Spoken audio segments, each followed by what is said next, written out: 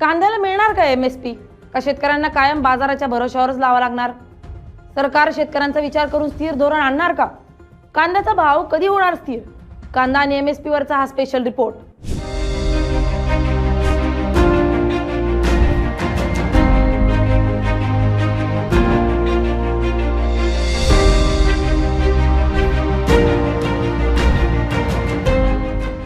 नमस्कार, मी स्नेहल चौधरी. आपण पाहतात LS मराठी.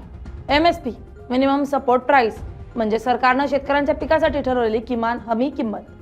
म्हणजे बाजारात भाव कितीही खाली गेला तरी सरकार ठराविक दरानं शेतकऱ्यांचा माल खरेदी करेल अशी व्यवस्था. भारतात MSP ची सुरुवात 1960च्या दशकात हरित क्रांतीच्या काळात झाली. त्यावेळी शेतकऱ्यांना हमी भाव मिळाला. अन्नधान्य उत्पादन वाढावं आणि देशात अन्न सुरक्षा टिकावी यासाठी ही प्रणाली तयार करण्यात आली. सुरुवातीला गहू आणि तांदूळ यांसारख्या मुख्य धान्यांवर लक्ष होतं, पण हळूहळू इतर पिकांनाही MSP मध्ये समाविष्ट करण्यात आलं. 1060 या दशकात देशात अन्नधान्याची कमतरता होती. त्यामुळे शेतकऱ्यांना जास्त उत्पादनासाठी प्रोत्साहन देण्यासाठी सरकारनं हमी भाव देण्याची व्यवस्था सुरू केली. सुरुवातीला गहू आणि तांदूळ यांसारख्या मुख्य धान्यांवर MSP दिला जायचा आणि नंतर हळूहळू डाळी, तेलबिया आणि इतर काही पिकं त्यात समाविष्ट करण्यात आली. यानंतर आपण पाहूयात MSP चे काम नेमकं कशा स्वरूपात चालतं. MSP चं मुख्य काम म्हणजे शेतकऱ्यांना त्यांच्या पिकासाठी किमान हमी किंमत देणे. म्हणजे बाजारभाव खाली गेला तरी शेतकऱ्यांचं नुकसान होऊ नये सरकारी किंमत ठरवून ठराविक पिकांची खरेदी करतं. त्यामुळे देशात अन्नधान्य साठा तयार राहतो आणि शेतकऱ्यांना स्थिर उत्पन्न मिळतं. MSP ठरवण्याचं काम केंद्र सरकार करतं.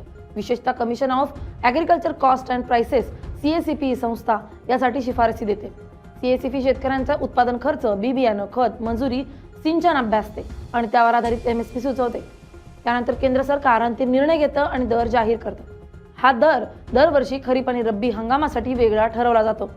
म्हणजे MSP हा सरकारचा हमी खरेदी दर असतो, पण प्रत्यक्ष खरेदी सर्वच ठिकाणी आणि सर्व शेतकऱ्यांकडून होतच असे नाही. MSP ची अंमलबजावणी साधारणपणे सरकारी खरेदी केंद्रांमार्फत होते, जसे की FCI किंवा राज्य खरेदी संस्था. FCI कारभार पुढील प्रमाणे आपल्याला सांगता येतो. शेतकरी आपला माल जसे की धान्य, कापूस, डाळी या केंद्रांवर नेतो. गुणवत्ता तपासली जाते आणि मग MSP प्रमाणे पैसे दिले जातात. पण सर्व पिकांची किंवा सर्व जिल्ह्यातील शेतकऱ्यांची खरेदी समान प्रमाणात होत नाही. त्यामुळे अनेक वेळा शेतकऱ्यांना बाजारभावावरच विक्री करावी लागते. म्हणूनच MSP हा हमी भाव असला तरी त्याची पोहोच मर्यादित आहे. सध्याच्या स्थितीत महाराष्ट्रात कांद्याचा प्रश्न खूप चर्चेत आहे.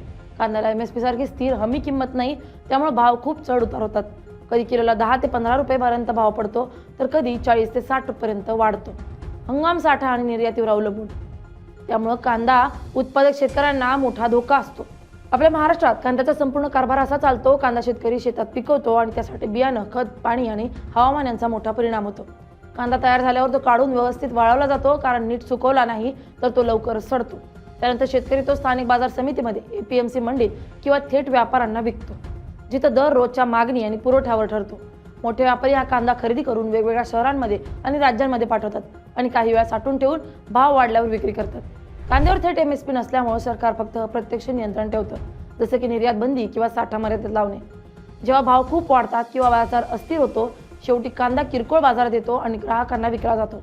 आणि या सगळ्या प्रक्रियेत वाहतूक, साठवण, व्यापाऱ्यांचा नफा आणि बाजारातील परिस्थिती यामुळे भाव सतत बदलत राहतो. सरकार काही वेळा निर्यात धोरण, साठा नियंत्रित किंवा खरेदी योजना आणतं, पण कांद्याला पूर्ण MSP व्यवस्था नाही. म्हणून शेतकरी संघटना कांद्यालाही MSP किंवा किमान स्थिर भाव मिळावा अशी मागणी करतात. कांद्याला सध्या थेट मिनिमम सपोर्ट प्राइस MSP नाही, म्हणजे सरकारकडून कांद्याला ठरलेला हमी भाव दिला जात नाही. त्यामुळे कांद्याचा भाव पूर्णपणे बाजारातील मागणी आणि पुरवठ्यावर अवलंबून असतो. शेतकरी कांदा APMC मंडी किंवा व्यापाऱ्यांना विकतो आणि त्या दिवशीच्या बाजारभावानुसार त्याला पैसे मिळतात, जे कधी खूप कमी तर कधी खूप जास्त असू शकतात. गहू आणि तांदूळ यांसारख्या पिकांना MSP मिळतो, पण कांदा हा भाजीपाला असल्यामुळे त्याला अशी कायमस्वरूपी हमी व्यवस्था नाही. त्यामुळे कांदा बाजारात भाव सतत बदलत राहतात आणि शेतकऱ्यांना त्याचा थेट परिणाम सहन करावा लागतो. कांदा हा शेतकऱ्यांसाठी खूप महत्त्वाचा पण तितकाच अस्थिर पीक आहे, कारण त्याला थेट MSP नसल्यामुळे त्याचा भाव पूर्णपणे बाजारातील मागणी आणि पुरवठ्यावर अवलंबून असतो. कधी भाव खूप कमी होतो तर कधी अचानक वाढतो आणि त्याचा थेट फटका शेतकऱ्यांना बसतो. दुसरीकडे गहू, तांदूळ यांसारख्या पिकांना MSP आणि FCI सारख्या संस्थांचा आधार मिळतो. त्यामुळे त्यांना किमान हमी भाव आणि स्थिर बाजार मिळतो. त्यामुळे कांदा आणि MSP यामधला मोठा फरक आपल्याला समजतो की सरकार काही पिकांना हमी भाव देतं, पण सगळ्यांना नाही. आणि त्यामुळेच कांदा हा नेहमी चर्चेत राहणारा आणि अस्थिर बाजार असलेला पीक ठरतो. Bureau report, LS Marathi.